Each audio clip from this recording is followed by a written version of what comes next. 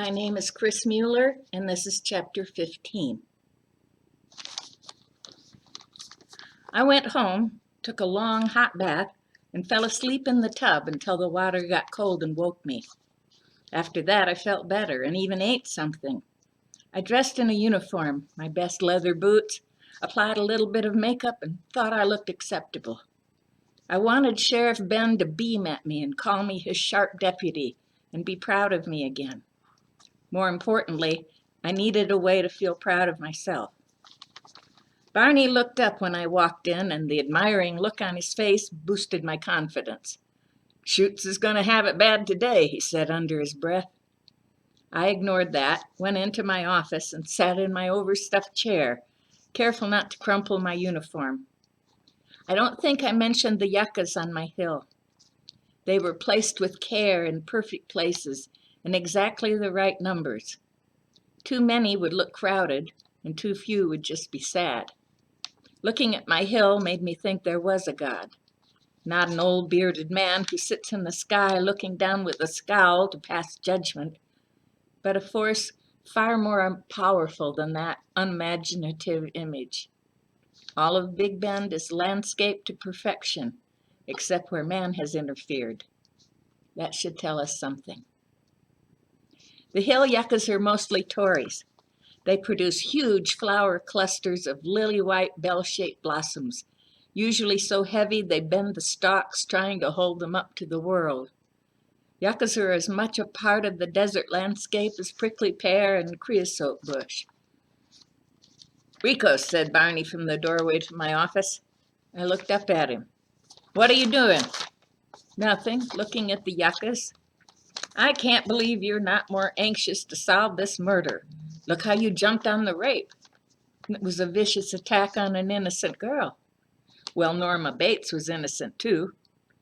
"I don't condone murder, but Norma was anything but innocent."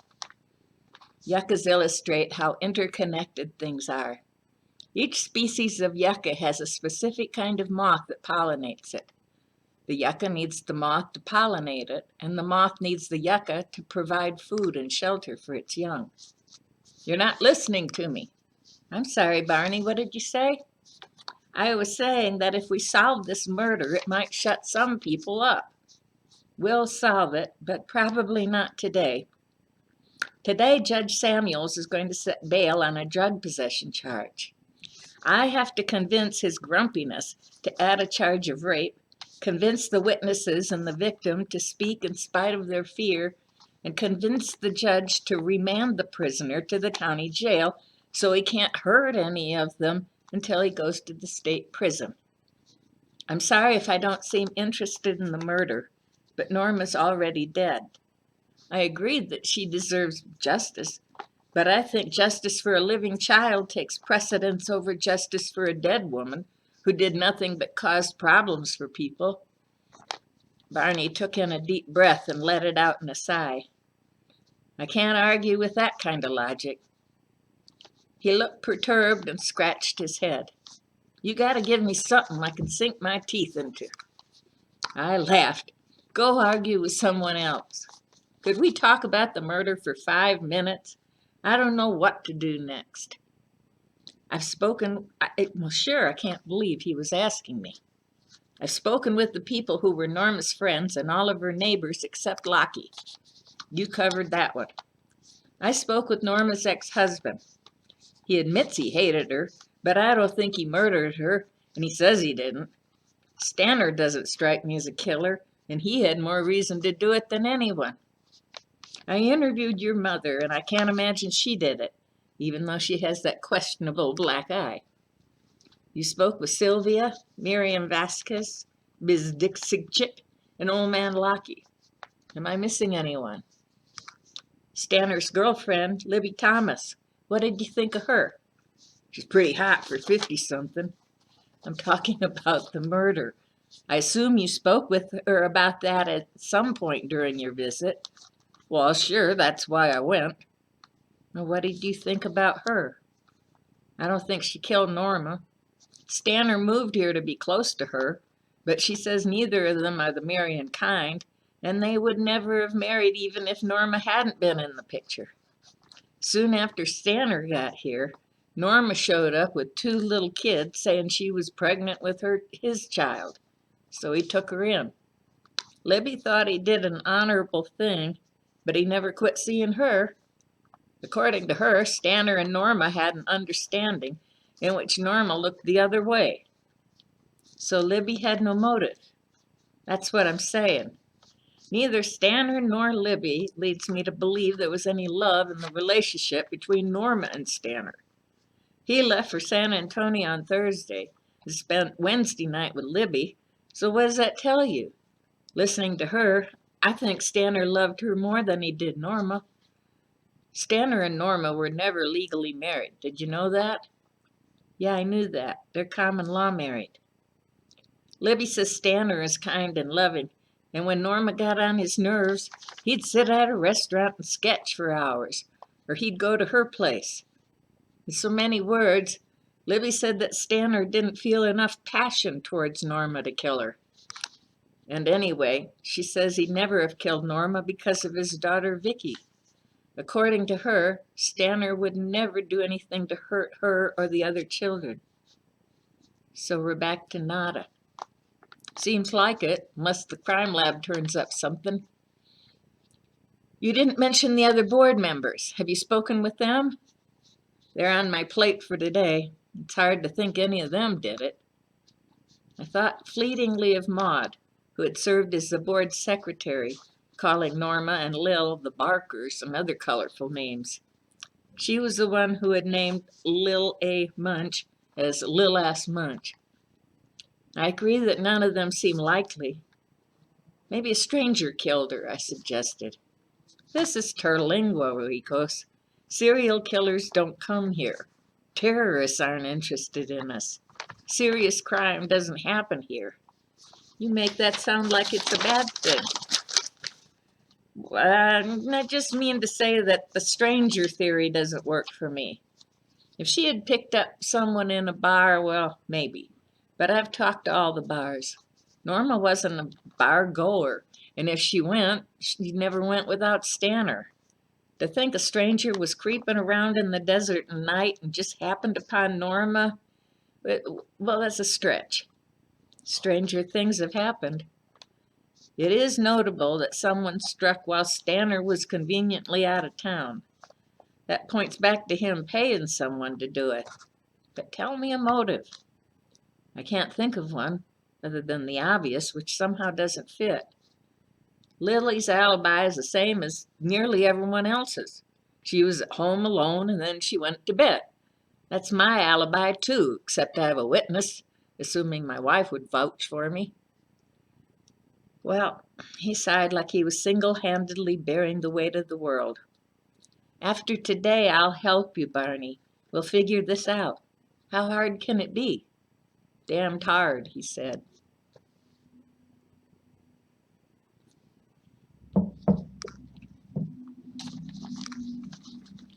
Getting a search warrant from Judge Samuels is like finding a matching organ donor.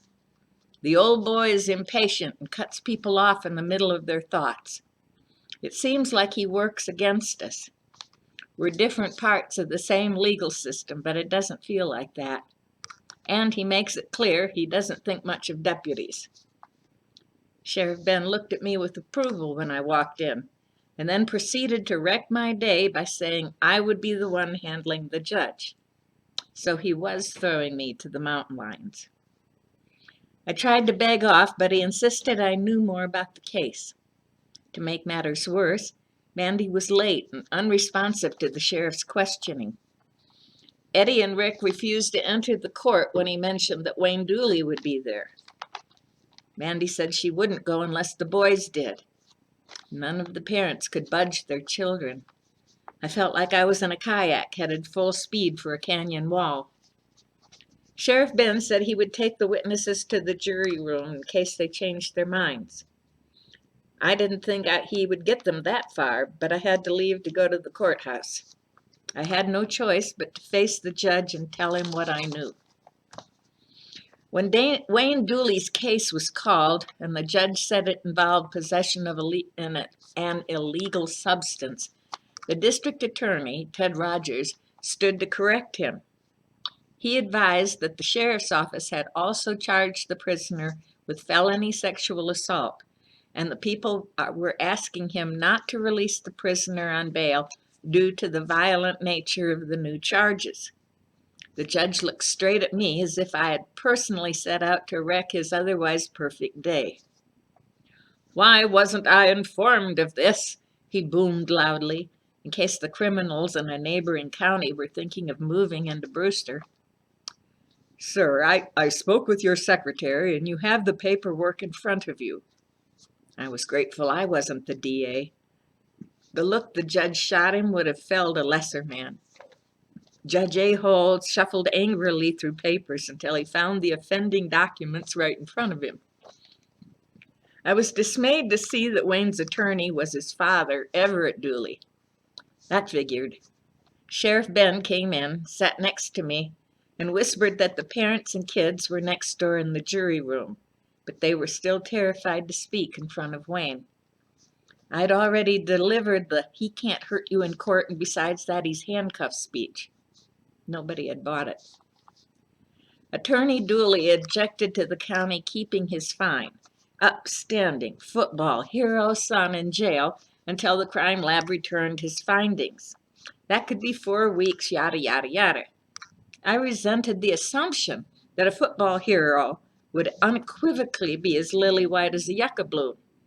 Hadn't we seen a lot of proof to the contrary? But in Texas, football is right up there with oil, cattle, and country music. Eventually, I was called to testify. When I said I had witnesses too afraid to come forward, Everett Dooley shot out of his chair as if a scorpion had stung him. "That's hearsay." "Judge," I said, "the victim and the 2 boys who were coerced into holding her down are so afraid of Wayne, they refuse to come into the courtroom. If he could be removed, they would testify." Daddy Dooley said, "Will the judge please instruct the deputy to refrain from using inflammatory phrases like 'hold her down'? Also, I want to point out that my client has a right to hear the press testimony presented against him." "Judge, Wayne Dooley was in possession of photos of Mandy Robbins being held down at the scene by 2 boys who took turns doing that and taking photographs. They were threatened and humiliated by Wayne."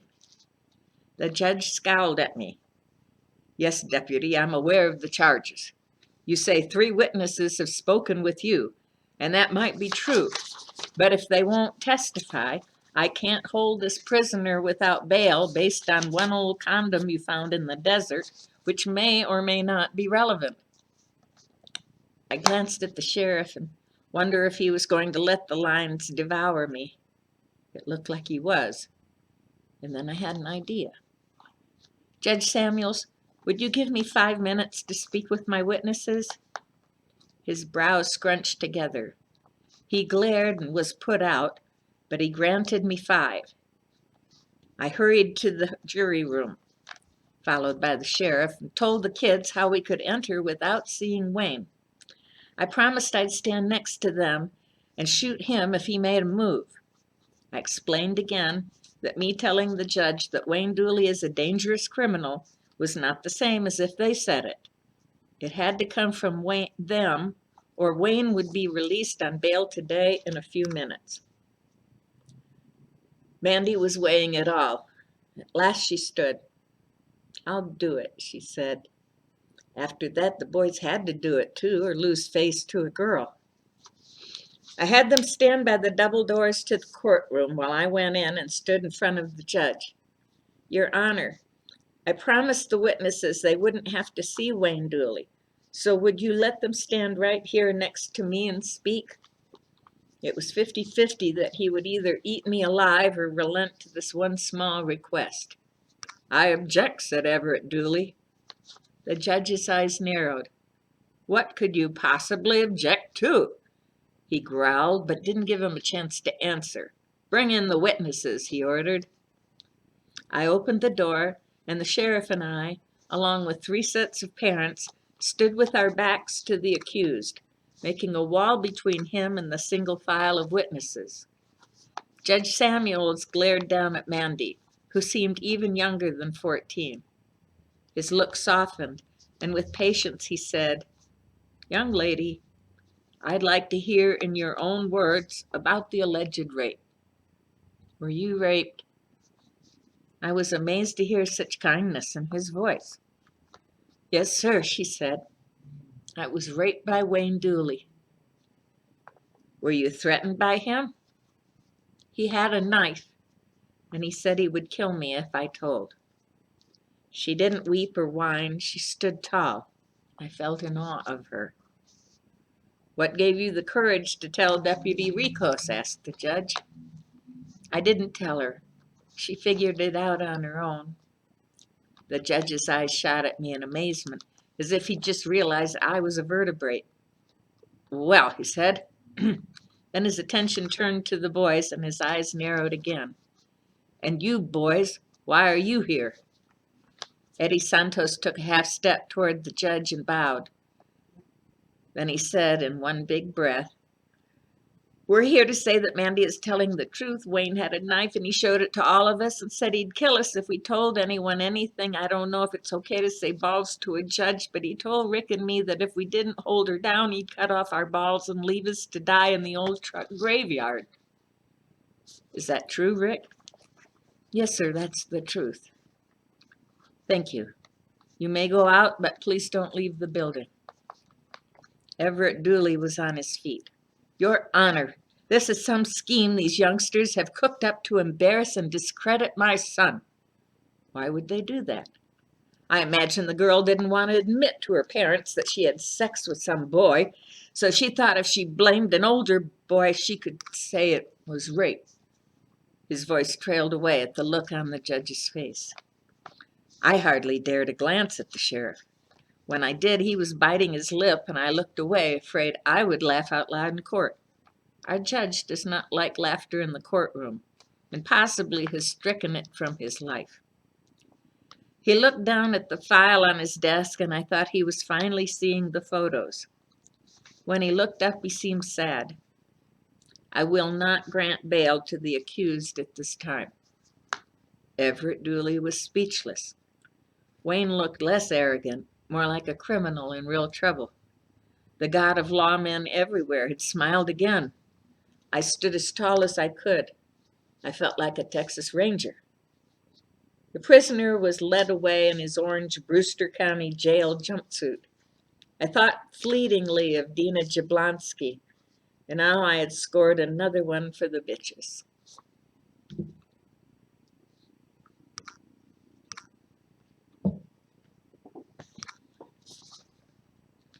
The sheriff and I were seated together in his office, having a speakerphone conversation with Barney interlingua. We hadn't been there 15 minutes when Deputy Blanks thought of a reason to interrupt us so he could gawk at me. I should have told the sheriff then about his unprofessional behavior, but I was too elated by the outcome of the hearing.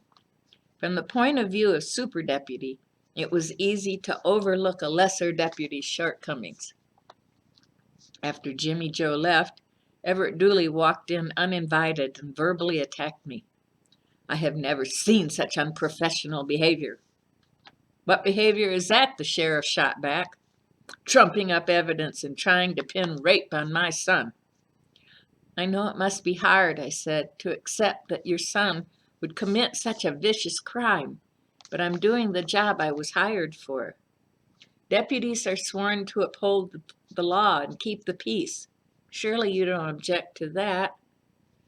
"The law is still the law, even if the people we love have broken it." That said, I thought of my mother, her black eye, her gold hoop earring on a dead woman's floor, smack in the middle of a crime scene. It's a hard mental fall from super deputy to daughter of a possible murderer.